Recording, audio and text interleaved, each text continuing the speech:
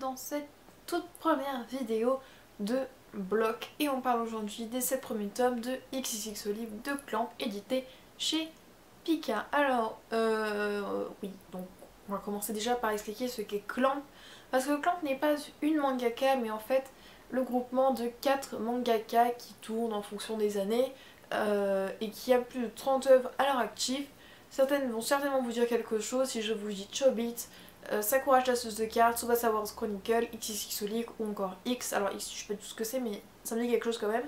Donc voilà, donc c'est l'une de, je pense, de mes mangaka préférés.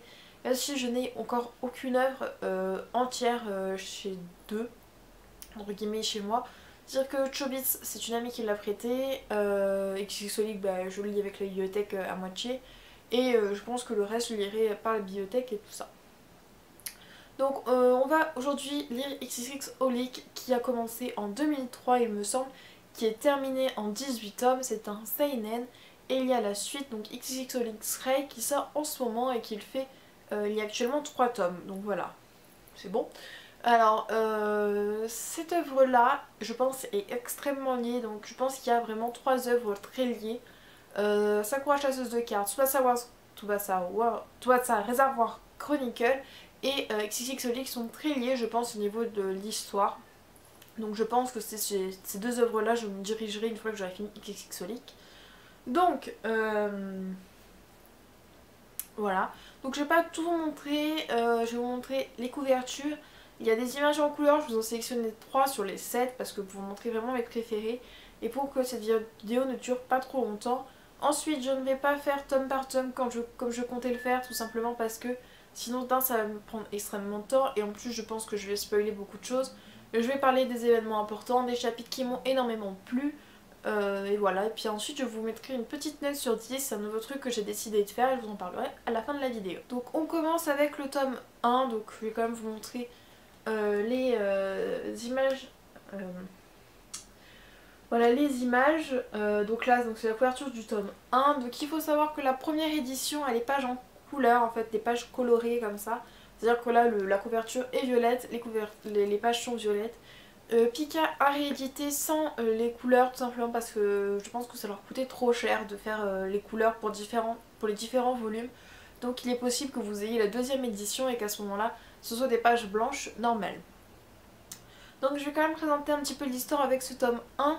Donc on a 2 personnages principaux et 2 personnages, je ne dirais pas réellement secondaires mais un petit peu quand même. Enfin il y en a un que je pourrais passer dans les principaux et l'autre vraiment secondaire.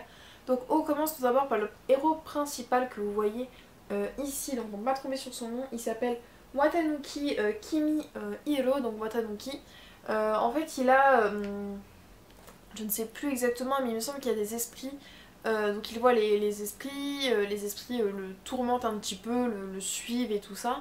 Et lui il en a vraiment marre et un jour il rentre dans la boutique de Yuko, donc le personnage qui est là. Et sa boutique en fait c'est une boutique au vœu, c'est-à-dire que vous rentrez uniquement si vous en avez besoin, hein, sinon même pas vous pensez à rentrer dans cette boutique. Et elle exauce votre vœu mais en échange elle prend quelque chose de valeur équivalente, donc voilà. Donc lui il fait le vœu de ne plus voir ces êtres, mais elle dit tu n'as absolument pour l'instant rien d'équivalent à m'échanger, ou alors il me semble que c'est soit son âme soit il a rien, je me souviens plus exactement, c'est un petit moment que je l'ai lu. Et donc elle lui dit bah, travaille pour moi et on verra ensuite pour ton vœu. Donc tout simplement elle lui permet de ne pas être tout le temps assaillie, hein, elle l'aide quand même pas mal. Je vais vous montrer un petit peu niveau graphisme, c'est assez sympa je trouve. Donc j'espère que ce sera pas trop flou, hein, mais bon. Donc au niveau du graphisme je trouve ça assez sympathique. Voilà c'est... Alors je vous montrerai ensuite des illustrations, donc je vais vous montrer justement la page couleur du tome 1. Leur teint est vraiment très blanc je trouve. Alors soit c'est que tout l'univers est très coloré quand ils font le truc, mais leur teint est extrêmement blanc, j'ai envie de dire limite ce serait peut-être des vampires, mais non je ne pense pas. Donc voilà, donc c'est soit l'histoire en gros en fait, donc c'est Watanuki qui travaille pour Yuko et Yuko lui donne un petit peu des fois des missions et tout ça et on dévoile un peu la boutique de Yuko. Il y a ensuite 2 personnages qui viennent après, donc je vais vous les présenter avec une autre image, donc je vais plutôt vous montrer les autres tomes en attendant. Comme ça vous pouvez bien vous représenter les personnages. Donc je vais vous montrer les couvertures des autres tomes. Donc là vous avez la couverture du tome 2, donc j'espère que vous la verrez bien avec la luminosité. Ensuite le tome 3, il me semble que c'est dans le tome 5 la couverture avec les 3 réunis. Donc le tome 5, le tome 3, c'est bon, je commence à divaguer. Le tome 3, le tome 4, donc très bleu, voilà. Ensuite le tome 5, c'est dans celui-là il me semble. Hop. Voilà. Alors oui, finalement c'était dans le tome 4-3. Voilà, bon bref, tout est n'importe quoi. Donc là vous avez Yuko et là vous avez 3 personnages. Alors je vais le tenir à peu près comme ça. Mon retour est de ce côté là, donc c'est pas très pratique. Donc là vous avez Watanuki. Là vous avez donc le personnage féminin dont il est amoureux qui s'appelle Kunogi Inawari. Donc Inawari. J'espère que vous le voyez, vous le verrez bien, mais c'est vrai qu'avec ma caméra je sais que c'est pas très pratique. Alors ce personnage là, donc c'est le personnage dont notre personnage principal est amoureux, où il pète des câbles, non, et machin bonjour. Bon. Et ce personnage là est très énigmatique, voilà, très gentil et tout ça. Mais on sent que Yoko elle dit oui elle, oui. En gros on sent que Yoko sait quelque chose sur elle et qu'elle n'est pas tout à fait normale. Je pense qu'elle a quelque chose de suspect et on ne sait pas encore quoi. Mais vers le tome 7, je pense que peut-être dans le tome 8, dans le tome 8 on risque d'avoir encore un peu plus d'infos et j'ai vraiment hâte.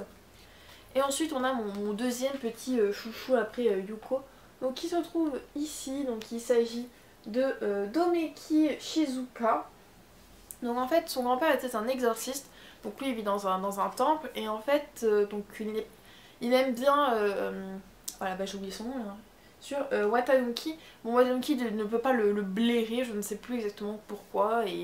Mais en fait, quand il est là, vu qu'il a du sang d'exorcisme dans ses veines, aucune apparition, en fait, à part des apparitions extrêmement puissantes, ne viennent embêter Watanuki. Donc c'est vrai qu'il aide beaucoup, il l'aide dans les missions. Yoko l'envoie en mission avec lui pour un peu le protéger.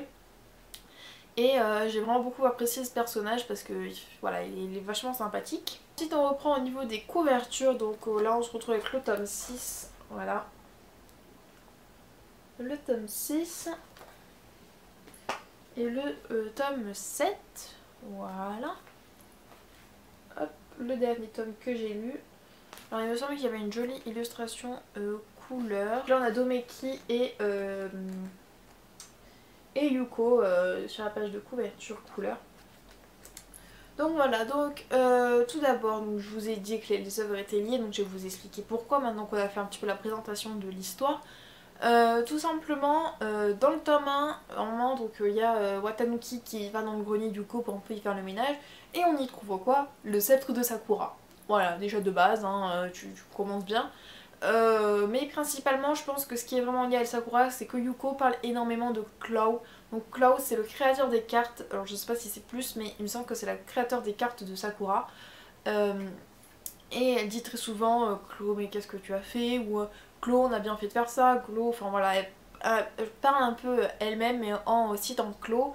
Donc je pense qu'il y a un lien entre les deux.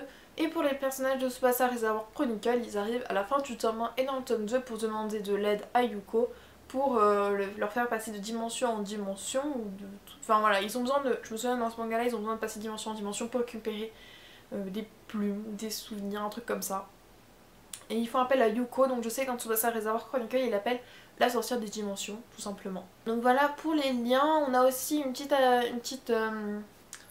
truc par rapport à Chobi, c'est vraiment dans une mission, Yuko envoie donc Watanuki, et donc pour communiquer il lui met une paire de, ouais, un casque, et en fait c'est des oreilles de Chobi, c'est trop mignon, voilà, c'est tout ce que j'avais à dire, c'est trop mignon.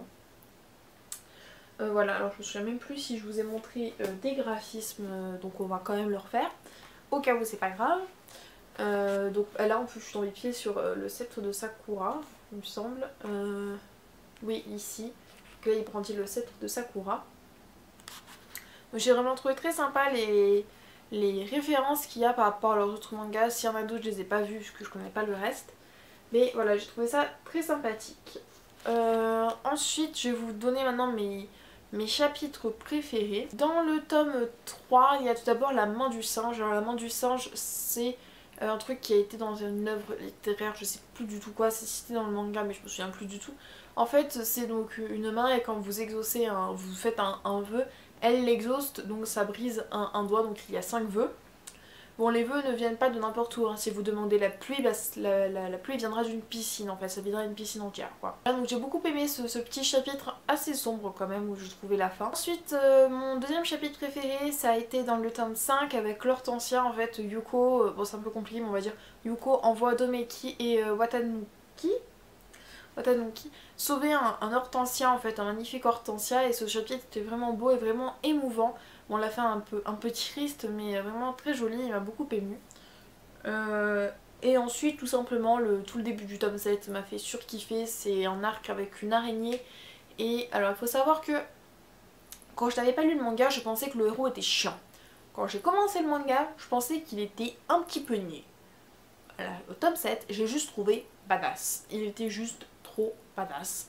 Il était méga classe, c'est genre ce tome là qui m'a plu le plus parce qu'on est vraiment vraiment dans le sérieux, dans les conséquences, dans des trucs un petit peu, pas forcément dramatiques mais un petit peu violents quoi. Et j'ai vraiment adoré. Voilà, donc c'est un peu tout ce que j'aurais à dire sur mes chapitres préférés, voilà, pour pas trop vous spoiler. En fait ils font plusieurs enquêtes en fait, Yuko généralement elle envoie de temps en temps donc Watanuki et Domeki parce que tout simplement si elle vient et elle réalise le vœu, elle devra forcément prendre quelque chose à quelqu'un. Donc des fois pour par exemple juste pour aider une lycéenne qui se pose des questions, voilà il va envoyer Domeki et Watanuki pour pas piquer l'âme de la lycéenne parce que voilà. Je pense que vous comprendrez. Alors ensuite donc j'ai décidé de faire un petit peu des notes pour mieux un petit peu juger mon avis. Donc j'ai décidé de mettre une note sur 10 avec 5 critères sur 2 points. Donc je vais vous sauter les 5 critères, un peu vous expliquer pourquoi je les ai mis. Donc le premier c'est le graphisme. Est-ce que le graphisme correspond à l'œuvre? Est-ce que le graphisme est agréable aux yeux ou est-ce qu'il m'écorche totalement la rétine? Pour XXX j'ai mis 1,5. Le seul petit défaut que je pourrais trouver au graphisme, c'est que de temps en temps les cases en arrière-plan sont un peu vides. Des fois c'est tout blanc ou alors juste vraiment le décor d'une maison genre de base. Donc c'est le seul petit défaut que je pourrais trouver à ce manga là au niveau du graphisme. Ensuite au niveau de l'histoire, est-ce que l'histoire est originale? Est-ce que l'histoire c'est vraiment le truc bateau du genre je suis un exorciste, je veux devenir meilleur exorciste? Bon voilà, hein, je vous l'explique comme ça. Wouh, ok il a fallu tomber. Donc moi j'ai mis 1,5 parce que c'est vrai que autant l'histoire est un petit peu originale. J'ai tapé dans la caméra, je suis désolée. L'histoire est originale mais c'est vrai que la boutique et tout ça c'est très original mais au final Watanuki il fait un petit peu des missions d'enquête, enfin voilà ça c'est un peu du déjà vu et déjà vu. Ensuite les personnages, est-ce que les personnages sont intéressants, est-ce qu'ils sont bien développés? Alors là j'ai mis 2 sur 2, hein. Il n'y a rien à dire, les 4 personnages que je dirais principaux sont super bien développés. Enfin, comment dire, ils ne sont pas développés, c'est-à-dire qu'on ne sait pas tout leur passé, toute leur vie, tout leur truc. Mais on voit que ça se développe petit à petit, ils sont bien amenés, ils sont bien, ils ne servent pas à rien, ils sont vraiment très intéressants. Ensuite, l'intérêt sur 2, tout simplement parce qu'on peut avoir une histoire bateau et que ce soit bien amené. Enfin, je suis désolée, mais Shokugeki no Soma, on fait un concours de cuisine, c'est trop, c'est un intérêt 10 000 fois puissant quoi. Donc voilà, donc je pense que ça vaut il y a l'histoire et l'intérêt qui pour moi sont deux choses différentes. Bah là j'y mets 2 sur 2 tout simplement parce qu'il y a quand même beaucoup d'intérêt à ça. Même si c'est des enquêtes, les enquêtes sont vraiment très intéressantes des fois. C'est des petites enquêtes comme ça, genre un petit problème, genre oui je veux qu'une photo disparaisse. Et des fois c'est tellement mystérieux, des fois on voit que ça va aller plus loin, on voit que c'est pas juste pour cette enquête là, ça va revenir plus tard dans l'histoire. Et ensuite, bah, l'an dernier, le ressenti sur 2, donc parce que est-ce que j'ai aimé l'œuvre, est-ce que ça m'a plu de le lire, est-ce que ça me suis littéralement fait chier à le lire, bah voilà, je pense que ça compte. J'ai mis 2 pour Xixxolic parce que j'ai juste, je me suis enfilé les 5 dans une nuit, j'ai commencé les 2, je me suis dit, allez, il faut commencer, et puis je me suis fait les 5 hein, le soir même. Donc on arrive avec Xixxolic avec une note de 9 sur 10 pour les 7 premiers tomes et c'est vraiment très très bon. J'ai vraiment très très hâte de continuer mais je vais peut-être pas reçu cette semaine, la semaine prochaine je pense. Donc voilà, donc je vous laisse, j'espère que cette vidéo n'aura pas été trop longue, j'espère qu'elle vous aura plu. N'hésitez pas à me dire dans les commentaires qu'est-ce que vous pensez de mon barème de notation et de ce premier bloc tout simplement, si vous pensez que c'est trop court, si c'est trop long, si je parle pas assez, si je dis pas assez de choses. N'hésitez pas, hein, je commence et puis voilà, on verra au fil du temps, je m'améliorerai. Donc j'espère que vous avez passé une bonne vidéo et je vous dis à la prochaine. Ciao!